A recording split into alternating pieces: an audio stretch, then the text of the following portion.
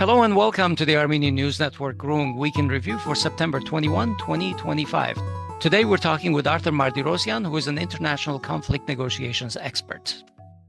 Hello, Arthur. Welcome to the Groong podcast. Hi, Asbed. Hi, Hovik. Thank you. Thank you for having me. Welcome, Arthur. So almost exactly 2 years ago, on September 19, Azerbaijan launched a large-scale attack on the Republic of Artsakh.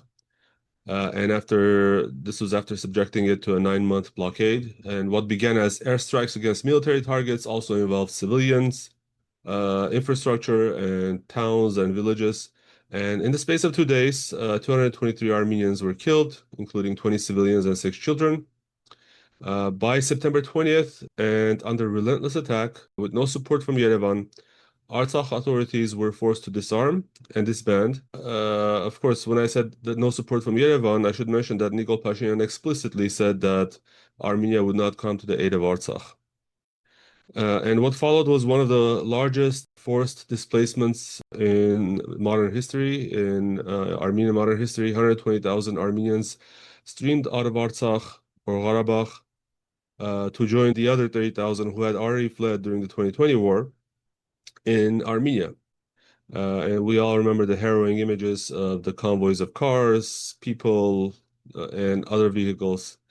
We should also mention that the leadership of Artsakh, both political and military, remains in Baku. They were arrested at that time. So we want to take a quick look at the events 2 years later. What is your assessment? Could the ethnic cleansing of Artsakh have been averted? Well, I mean, history does not really is not written in subjective mood. Could have been averted? Obviously, if you're asking me, it could have, because if you had leadership that was determined to avoid it, it could have been avoided. The problem is, from some point, Pashinyan, and we know that point exactly, he decided that Artsakh was a burden, that he was recognizing it as part of Azerbaijan. And that was the turning point in this conflict, because if you said A, you have to continue, right? I mean, if you're saying it's part of Azerbaijan, Azerbaijan says, first of all, to the Russian peacekeepers, you don't have a mandate. Armenia is recognizing it as part of Azerbaijan, and I want to control all of it, right? So why you Russians should be telling me not to do that on my own territory, right? So that's one level. The second level, obviously, as you mentioned, was they kind of washed their hands and said, we are not interfering. And if you remember, when the events started to escalate, there were hearings at the UN Security Council where Foreign Affairs Minister of Armenia was trying to provide evidence of ethnic cleansing, and his vis-a-vis from Azerbaijan said, but your prime minister, your leader, says there is no danger for Armenians. It's a sort of no danger, but people flee en masse, right? I mean, that's ethnic cleansing, obviously. But it's more interesting how the so-called international community was reacting or not reacting. And as a number of countries recognizing now independence of Palestine is growing, we can clearly see that the issue of self-determination is not thrown out. It's just that it's used by some of these players when it's in their interests, when they have some other issues to solve and it's convenient for them. They do recognize the right self-determination. Why they didn't do in our case, I think they had interests with Azerbaijan and Turkey, and those interests were more important than interests with Armenia. And this is the weak point of Armenian diplomacy. The whole idea of diplomacy is to find or even create interest and keep the parties interested in the fair solution to the problem. But when you have leadership in a country that has given up, washed its hands. Certainly, this scenario couldn't have been avoided. I think that to a degree, I would not go as far as to assert that, but once Pashinyan decided that it's not our headache, they thought the sooner Azerbaijan solved this problem, no matter how they solve it, the better for us. Because they had decided already at that point that they are going for paradigmatic shift. And the paradigmatic shift is, as he presents it, kind of liberating Armenia from the dependence on Russia, one. Number two, which is certainly in the interest of various Western players. Number two, it's getting closer to Azerbaijan and Turkey, and this is in the interest of both of the West and Russia. And by doing so, he's hoping that he's going to get permanent peace, or as he says, 100, 150 years.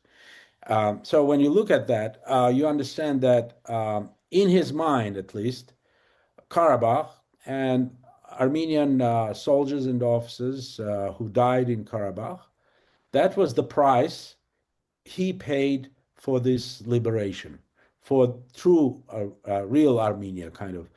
This is certainly a very dangerous concept because it does not really provide you with security. It's almost like you are again into wishful thinking that if you give everything that Azerbaijan and Turkey demand, you will get their promise of eternal peace.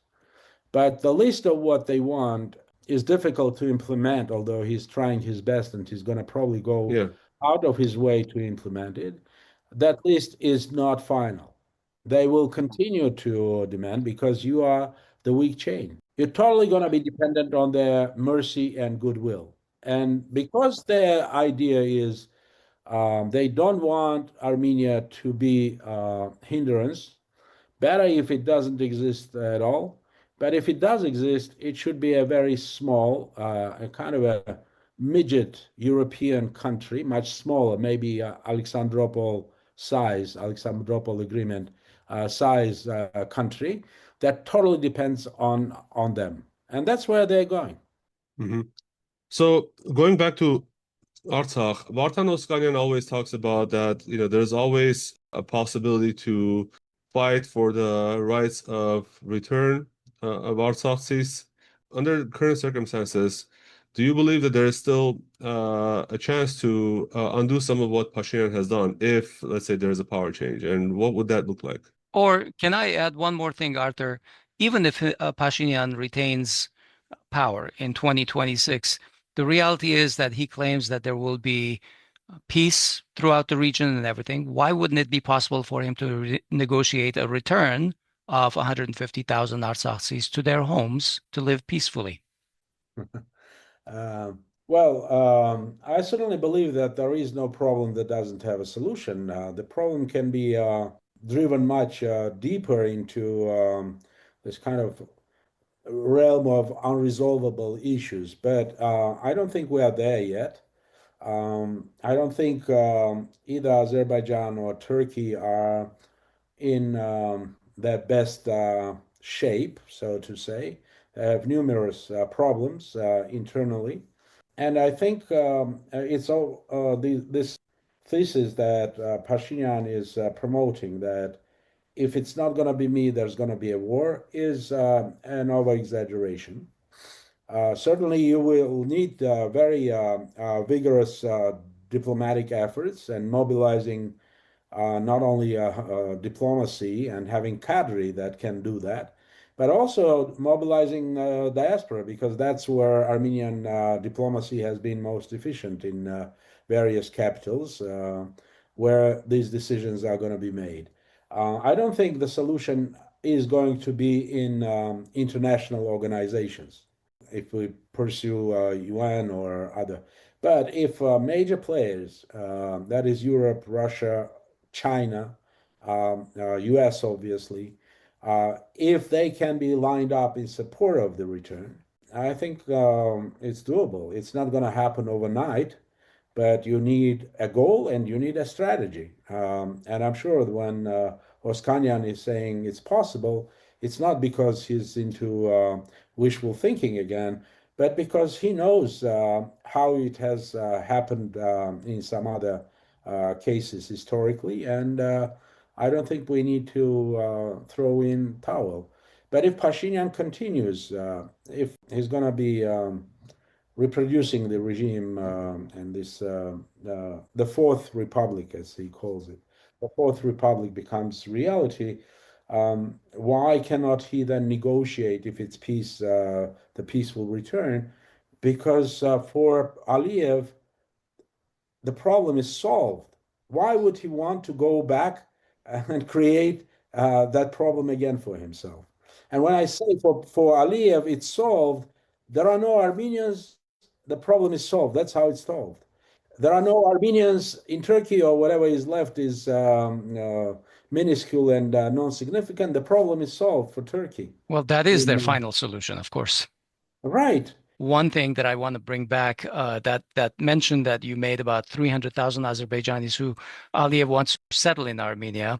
I've always said in the past, even on this show, tie that to the return of Armenians to Baku and Sumgait and Shahumyan, and as many Armenians as return to Azerbaijan, that many Azeris can come to Armenia. That's the equivalence. That's not it. You can course. stall it, and the issue will not move. Of course. That's what you're saying. And even that is in the interest of Aliyev, because for him, it's not so much important that, as I said, Azerbaijan is moving to Armenia. Maybe some will, but it's not going to be. I mean, it just as in the case of exactly. And how many Armenians do you expect will move back to Baku? If you want Armenians to return, then Azeris have to return, and that negotiation can be stalled forever. Yeah.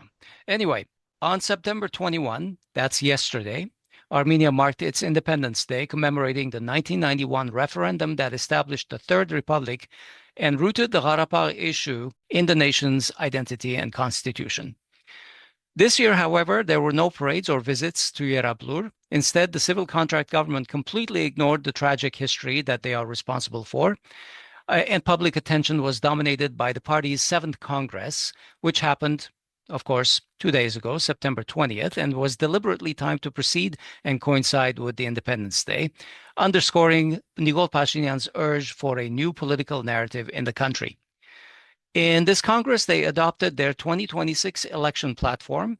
They declared the establishment of what you just said, the Fourth Republic, as their task ahead. And to execute that, they plan to win the 2026 elections, run a referendum for a new constitution based on the 1991 Alma-Ata declarations, intensify EU accession, and base the country on peace, good neighborliness, democracy, education, crossroads of peace, other pablum.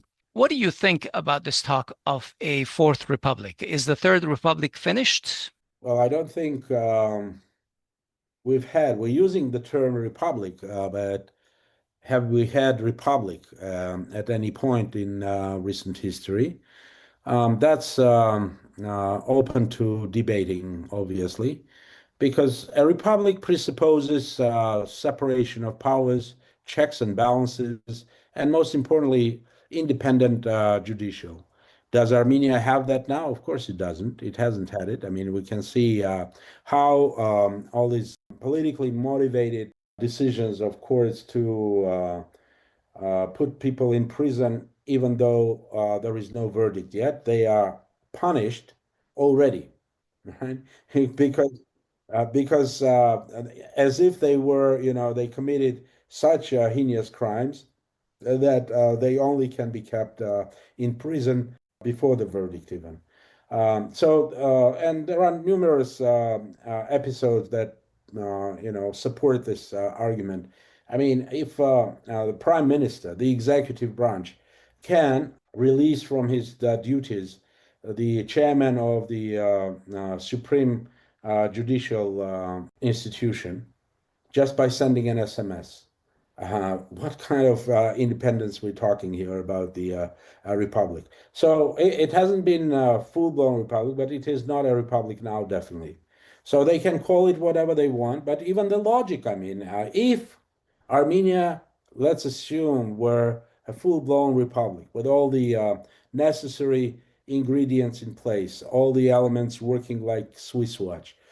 Even then, I'd say it's not possible to do that. You have the same constitution. You have the same arrangement that in the third political arrangement that in the third republic, but you somehow decided that I want to start it from scratch, and I'm calling this fourth republic. Can you tell me if there are not 10, three differences that allow this kind of a shift? Yes, Exactly. France. I'm actually looking for the reasons why there's a need to break off with the Well, narrative of the I'm past. getting there. France has it's the Fifth Republic, right? The Fifth French Republic now. I mean, I'm not going to go into the history, but each time that number has changed, it has changed because the nature of the regime has changed. Like it was the case in obviously 46 when the war was over and they had new elections and established a parliamentary republic. It was a crisis in Algiers and they brought back de Gaulle in 1958. He now declared this Fifth Republic, which exists to the day. But each time there was a significant change either in the constitutional arrangement or even entirely regime change, as in 1946. So what has changed here? And if you ask Pashinyan, he would say one important thing has changed. Now we live in peace. But what are the assurances that you're going to have peace? There are two. One is this pre-signed agreement, which in terms of international law is nothing, right? Right. You haven't even signed or ratified a treaty or agreement yet. You have just a memo of intentions or understanding or whatever you want to call it, which is not a binding document in any way. But number two is Trump has witnessed it, and Trump's reputation is online, and that's why it's peace now. He can talk as much as he wants about it, but I think Qataris may have a slightly different view on what Trump's word and strategic partnership means when Israel has its interest to take care of. Why I'm saying that? I'm saying that because you cannot guarantee 100% just because President Trump has vowed that there's going to be peace now. Peace is not a piece of paper, and peace is not just words of this political leader or that political leader. It requires a completely different set of arrangements so that we can see and we can say this is peace now. We don't have that. We don't have any of that. And he's saying gradually we're going to go there. But Azerbaijan, neither Azerbaijan nor Turkey, by the way, have Turkey is not opening the borders, although seemingly he says peace, right? I mean, but Well, they talk about it, yeah. Yeah, they talk about it, but they've been talking about it for a long time. Mhm. For Turkey, it's simply a leverage to get more concessions from this government. For Azerbaijan, though, their state anti-Armenian propaganda continues as if nothing has changed. How can you then claim that these people are ready for peace the way you and I probably understand peace, right? When there is no animosity, military hostilities are almost ruled out, just like between France and Germany now. I mean, it's inconceivable even to think in those terms. Here, we're not there. And we're not going to be there for a long time because the regimes, both in Ankara and in Baku, have a very different plan for Armenia, and they do not hide that plan. All of Right. the countries surrounding Armenia are raising their defense spending while Pashinyan is dropping defense spending and basically disarming Armenia. So we're going in very different directions as far as security goes. But one of the linchpins in Pashinyan's idea for a fourth republic and a key Azerbaijani demand, actually, for signing a so-called peace treaty is the reference in the Armenian constitution of the Armenian Declaration of Independence. Now, notably, Pashinyan's declaration states that a new constitutional referendum will be held after the elections next year in 2026. Previously, there were speculations that they would be held on the same day to assure some kind of a quorum for the referendum. How realistic are Pashinyan's chances to get reelected and then also adopt a new constitution under at least today's circumstances? Well, politics is art of possible. Possible he's going to be reelected? Yes, I'd say there are three scenarios. Scenario number one, his political party doesn't gain enough votes to go over the threshold, right? They don't get 7%. They're not in the parliament. Possible, but very unlikely. Scenario number two, they get to the parliament, but they do not have enough, even with the coalition they form, to have majority, and therefore he's not prime minister anymore. Possible, and probable, more probable than the previous one. And the third scenario is he replicates 2021. He keeps the opposition fragmented, inundates that with his pocket opposition parties. Micro and fake oppositions. Right, and his pocket opposition parties, Babajanians, Khazmalyans, and the list is. So once the field is fragmented, and if they do everything possible to keep the turnout low, they can replicate it. It's possible. But right now, I think the big question, the 64,000 question is, what is the opposition going to do? One. And number two, are they going to be new leaders who will give enough confidence to voters?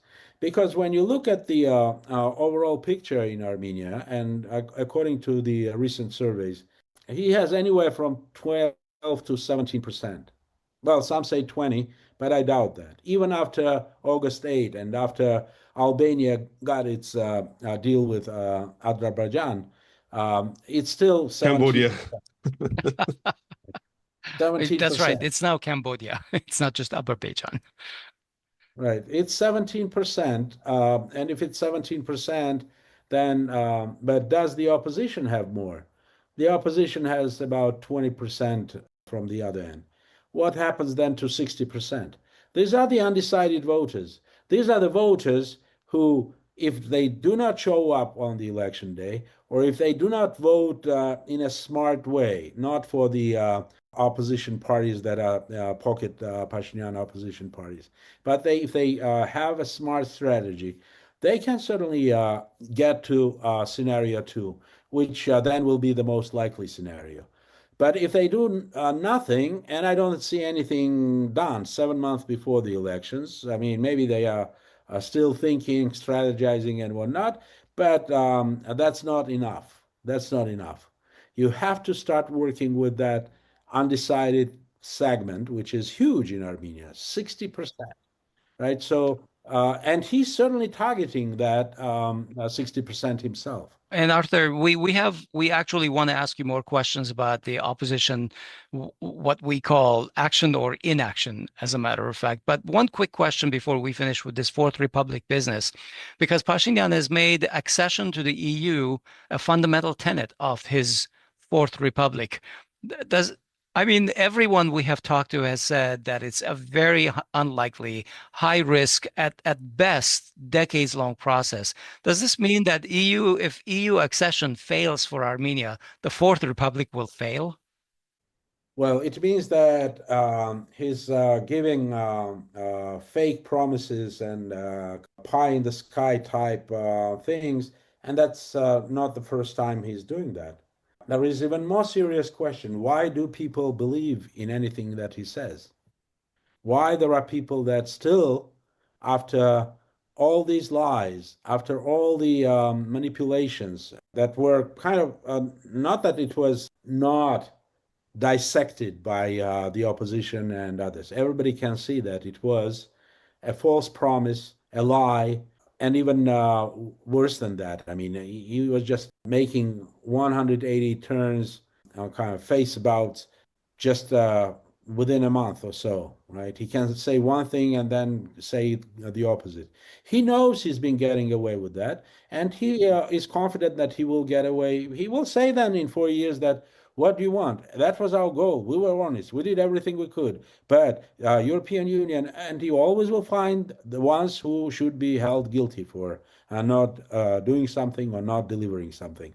So nothing new here. As to European Union, we do not even know if European Union is going to be able to exist in its current shape and form within the next 20 years. To say nothing of accepting new members.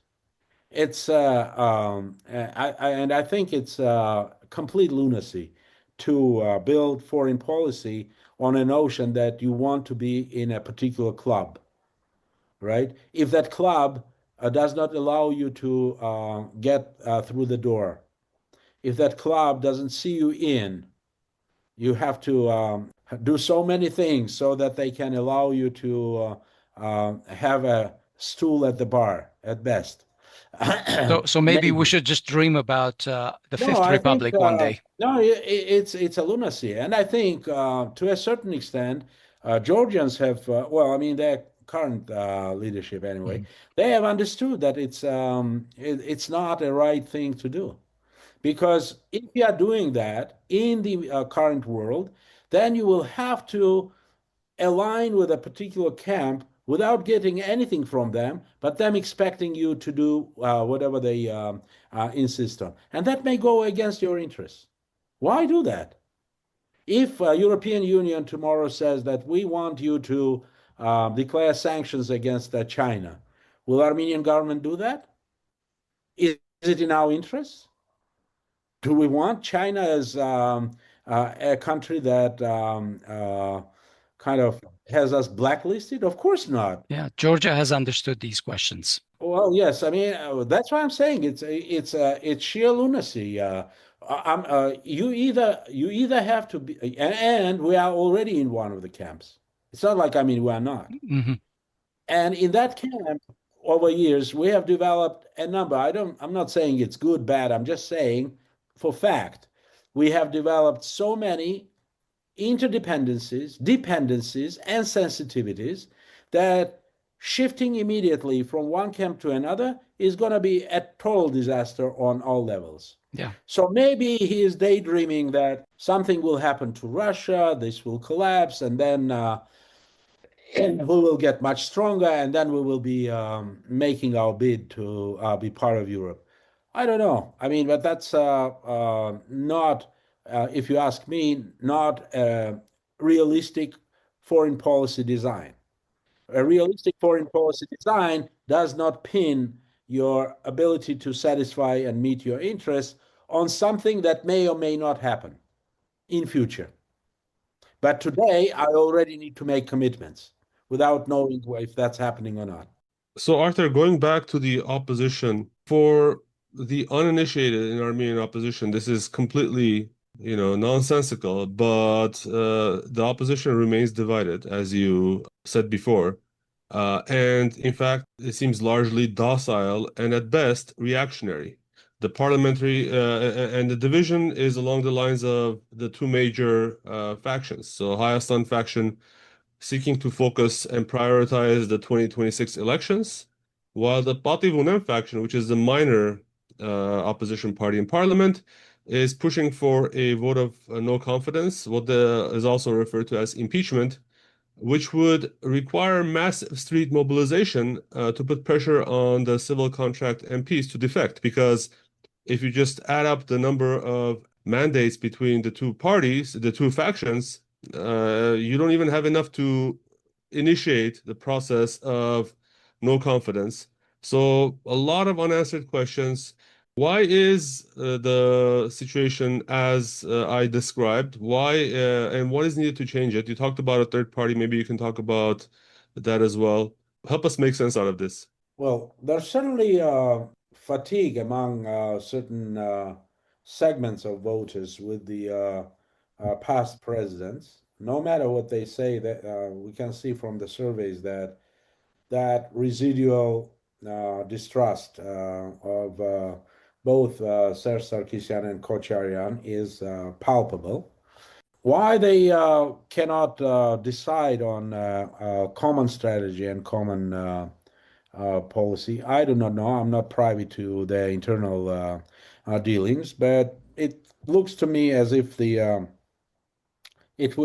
were a clash of personalities rather than big disagreements on strategy or goal. The goal is the same, but as far as I understand, Kocharyan's party, let me use it that way rather than their names. It's easier for the audience, I understand, to understand. So Kocharyan's party says that it might be that strategy of impeachment may be very, very risky because if it's again going to be a false start, if again they're not going to be able to mobilize enough people, it's going to create a new cycle of apathy, which will be very dangerous for the before elections. So people simply will not show up on the voting day. That's their argument. I mean, I makes sense. Probably it's risky. Indeed, it's risky. The other side, Serge Sarkisyan's, although they would probably hate to be called Serge Sarkisyan's party, but I'm calling Serge Sarkisyan camp. Okay, they're saying that impeachment is possible. We can get some of the members of the civil contract, and therefore, if you join us, we're gonna get it. I don't know. Again, I do not know their internal kitchen, political kitchen, but I doubt that the civil contract has any members who can really decide to jump from the bandwagon. I mean, they all have golden handcuffs, it seems, in terms of Of home course. loans Well, and look, they have benefited immensely from Oh, this. yeah. Who were they before 2018? I mean, they yeah, could not even dream of what they've gotten, where they've gotten, and English they can tutors lose. and The risk for them is lose bartenders. everything, Yeah. lose everything. Maybe there are. I mean, maybe there are. I mean, I don't want to exaggerate this. I do. I simply do not know. I cannot be talking about each individual 69 members of that faction, what they think and what they do. But we saw when there was two defected recently, right? Two defected recently, and we saw how messy that process was, and it's Yeah. still not over. So I do not know who's right, who's wrong in this debate between the two camps that are represented in the parliament. But for me, the opposition is not just those who are represented in the government, in the parliament. Yeah. I think here the opposition for me is much broader. The opposition today is anybody who disagrees with the concept of the Fourth Republic, which is based on that very simple logic. We give everything that Turks and Azeris demand. They give us peace for that, and that will allow us to develop. All right. If you're ready to give up on genocide recognition, you have already given up on Artsakh. If you are ready to give up territories, more territories, if you are ready to change your identity just to please them, don't look at Ararat in the mornings. I have a view from my window, so I How should dare not you? look Should at we them. report you to the You NSS? may have to block your window. Yes, I need special blinders that can be operated from the Armenian security service. Okay, no, yeah, this is a theater of absurd, obviously. I mean, when you think what he's doing, but this is a project. I call it social engineering project, and he's probably been inspired by the likes of Atatürk and others. Okay, this population is malleable. We want to, I mean, people who are old enough, my generation and even their own generation, is probably is going to be difficult to change. But they are after the young generation, the new generation. They think that they can make them, shape them to accept the new identity, new Armenian identity, where history doesn't matter. All that matters is material and consumer interest that you have.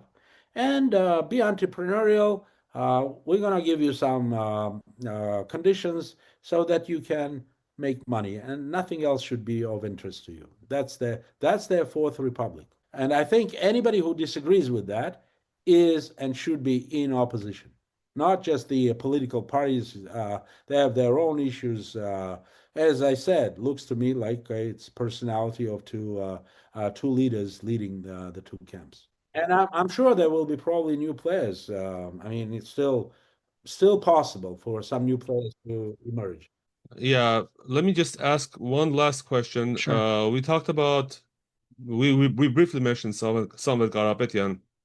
We should mention that this government or this regime has gone out full force to silence Karapetyan. He's in jail right now on pretrial detention for simply speaking something.